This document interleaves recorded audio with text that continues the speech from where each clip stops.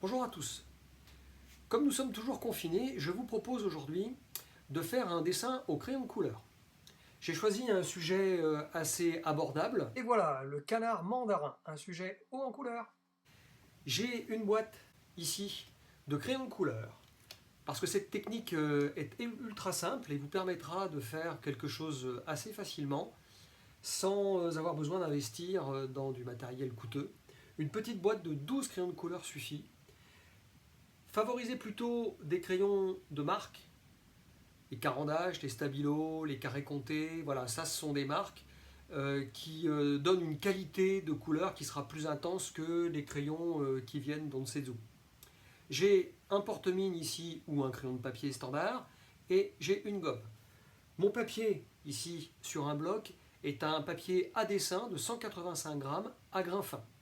Pour la partie dessin, justement, la séquence suivante vous montrera, étape par étape, comment y parvenir.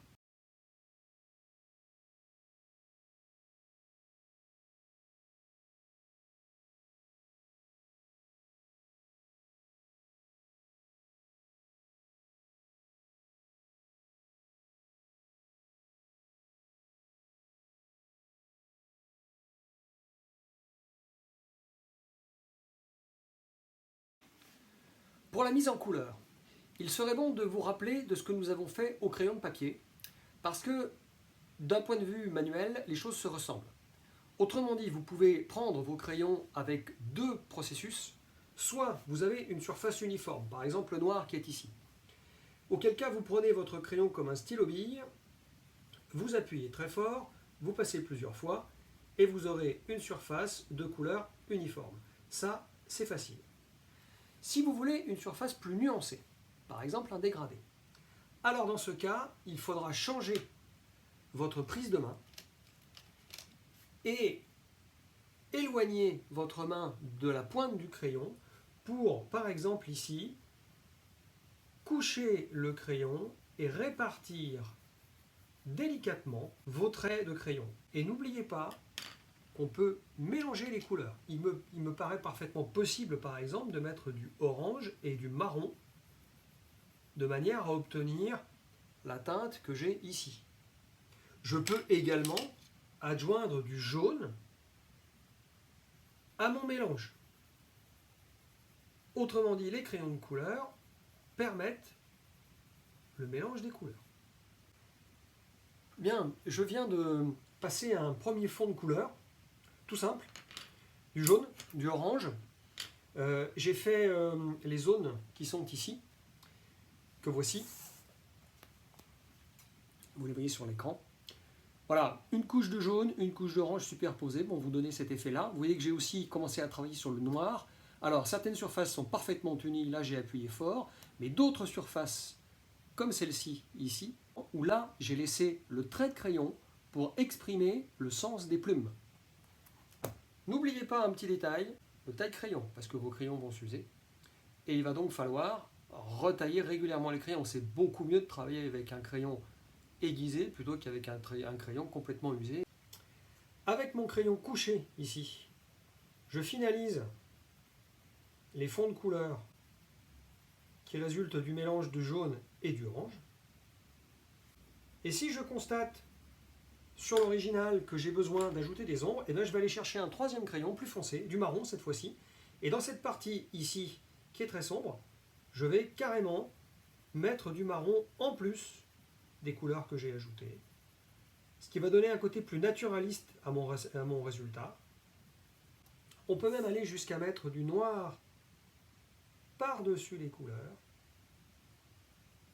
pour obtenir, comme ici, un effet d'ombre. Passez d'un crayon à l'autre, ajustez vos couleurs.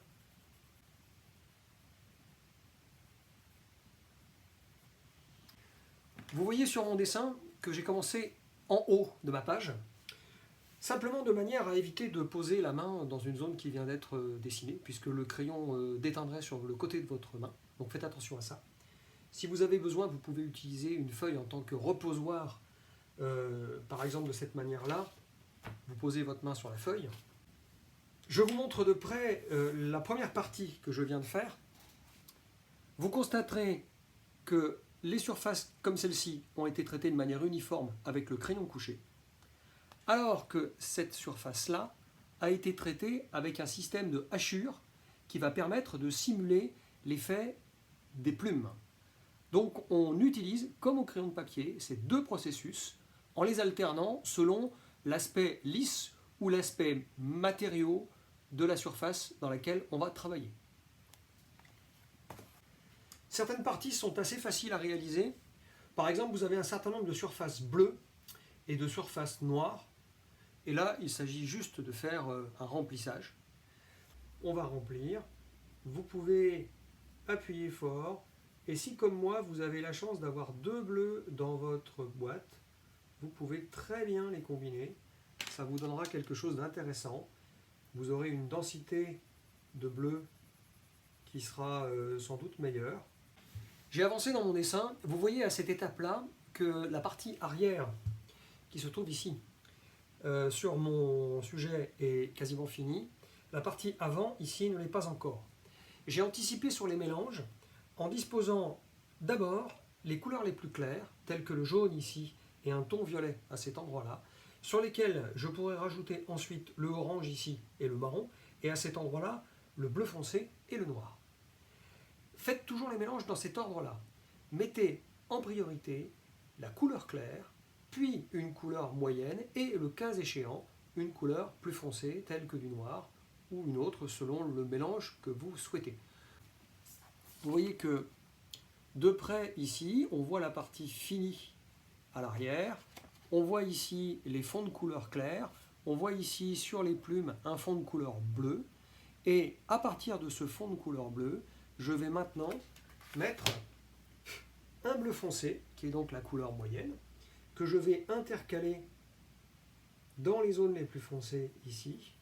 Et quand j'en aurai fini avec cette couleur moyenne, je vais accentuer encore la zone, et dans les endroits où j'ai véritablement une ombre, par exemple ici, à la base de cette plume bleue, alors là je vais appuyer. Vous voyez que la prise de mon crayon a changé. Là je le prends en mode stylo bille pour pouvoir appuyer fortement et faire apparaître l'ombre qui est à la base de cette plume. Voilà ici, vous voyez que la surface bleue s'est transformée en une surface en volume avec le bleu foncé et le noir qui ont permis de détacher les trois plumes. Je vous parle évidemment de cette zone-là. Sur cette très grande surface qui se trouve ici, j'ai réparti avec mon jaune une couche de couleur en épargnant les zones blanches. Donc j'ai épargné une petite zone blanche qui se trouve en bas de la zone, et dans le haut de cette zone, j'ai fait un dégradé. Pour ce faire, j'ai orienté mon dessin de manière à pouvoir insister dans la zone la plus intense, qui est une future zone marron, et en remontant crayon couché, j'ai pu faire quelque chose qui se rapproche d'un dégradé, ici, et qui est une première couche de couleur pour cette zone. Le principe du dégradé, je vous le remontre, c'est de n'avoir aucune délimitation entre la zone foncée qui est en bas et la zone claire qui est en haut. Sur cette zone jaune, j'ai commencé ici à mettre tout simplement du marron pour créer l'effet de bosse que vous voyez ici sur le document photographique.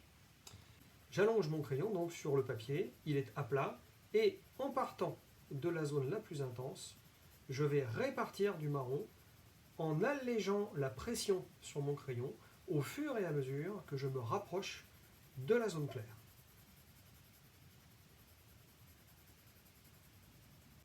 Voilà, comme vous pouvez le constater, mon dégradé ici est fini.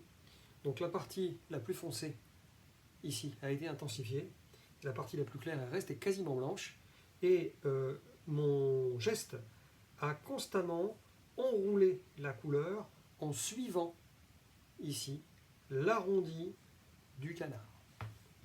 De près, vous pouvez voir que le résultat est assez intéressant. On a bien un bel effet de volume et on sent que le trait enroule le canard. J'ai retravaillé sur les fonds préparatoires que j'avais fait à l'étape d'avant. Autrement dit, sur la tête où j'avais disposé du violet un petit peu de jaune et un petit peu d'orange. J'ai retravaillé avec un bleu foncé, un orange, un petit peu de marron et du noir. Si vous le regardez de près, une fois de plus, vous voyez que cette fois-ci, on voit que j'ai appuyé fortement, j'ai laissé des traits, des stries qui, encore une fois, enroulent la tête du canard. Donc ces stries suivent la forme.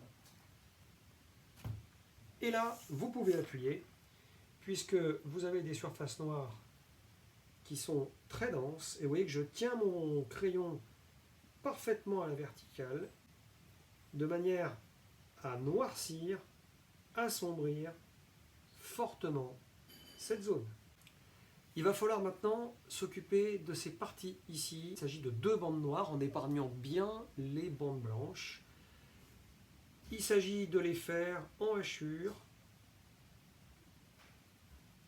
Hachure qui se répartit de cette manière-là. Regardez bien, on la voit, elle est ici. Là voilà la hachure. Vous avez vu le sens? Et bien c'est ça qu'il faut faire en l'intensifiant jusqu'au noir. Nous allons nous intéresser maintenant à une partie un tout petit peu plus compliquée que les autres. Cette partie-ci. Pourquoi un petit peu plus difficile? Parce que c'est une zone un peu plus composite, elle n'est pas très régulière, et on a, quand on regarde le document qui est ici, un petit effet de plumes qui forment des pointes. Donc pour arriver à faire ça, nous avons réalisé un fond jaune auparavant, et j'ai ajouté par-dessus, avec un crayon orange, un dessin que je vais vous montrer de près, où on perçoit déjà les petites plumes qui forment des pointes. Voilà, il faut faire ce dessin-là avant de mettre la couleur que vous allez disposer entre les petits triangles que vous aurez dessinés. Vous voyez qu'ici, après avoir dessiné les petits triangles orange sur cette surface jaune dans l'espace du cou, ici, j'ai commencé à remplir les espaces vides entre les triangles, toujours à l'aide d'un crayon orange, et voici de près ce que ça va vous donner. Donc en fait, votre fond jaune va rester apparent uniquement dans les petites zones triangulaires. Et il s'agit de remplir avec le orange tous les espaces vides entre les triangles. Et on viendra renforcer cette couleur orange avec probablement du marron et probablement du noir. Une fois que j'ai isolé toutes les petites zones triangulaires qui font les plumes sur le cou, donc dans cette zone-là, ici, à l'aide de mon orange, là maintenant, avec un ton de brun, j'ai renforcé le contraste sur le bord des triangles jaunes. Venez bien insister avec la pointe ici du crayon, et on ne travaille plus du tout avec le crayon couché là. Il s'agit quand même maintenant d'exercer une vraie pression pour détailler votre dessin. Toujours dans cette même zone du cou, j'ai cette fois renforcé encore le contraste entre les zones jaunes et les zones d'ombre grâce à un crayon noir qui s'est donc superposé à l'orange et au marron que j'avais mis auparavant. Et là maintenant vous avez l'aspect quasiment fini que vous voyez là avec les détails des plumes du cou. Une fois que le cou est fini, vous pouvez vous intéresser à la base ici du cou. J'ai commencé par poser ici un ton de violet. Je vais mettre ensuite du bleu par-dessus et je finirai par du noir. L'objectif est de faire ressortir les plumes du cou. Donc cette zone ici est un vrai faire-valoir qui doit être très sombre. Voilà, la surface bleue est finie, c'est une combinaison de violet et de bleu foncé, bleu outre-mer. Maintenant je vais pouvoir poser le noir par-dessus, essentiellement à la base, ici, sur le côté en remontant et peut-être un petit peu ici. Voilà, avec un crayon noir bien taillé, vous pouvez arriver à ce résultat-là, qui va considérablement renforcer la partie basse du canard et faire ressortir les parties claires qui sont au-dessus. Vous voyez que le détail, vu de près, est assez convaincant, et d'encore plus près, encore plus. Voilà, j'ai même laissé volontairement une trace de crayon en arc de cercle, et qui va marquer l'arrondi du canard. Notre canard est presque fini, il ne reste plus que le traitement de l'eau. Partez du principe que les ondulations doivent être les plus souples possibles, mais ça c'est quelque chose que vous avez déjà résolu au moment du dessin.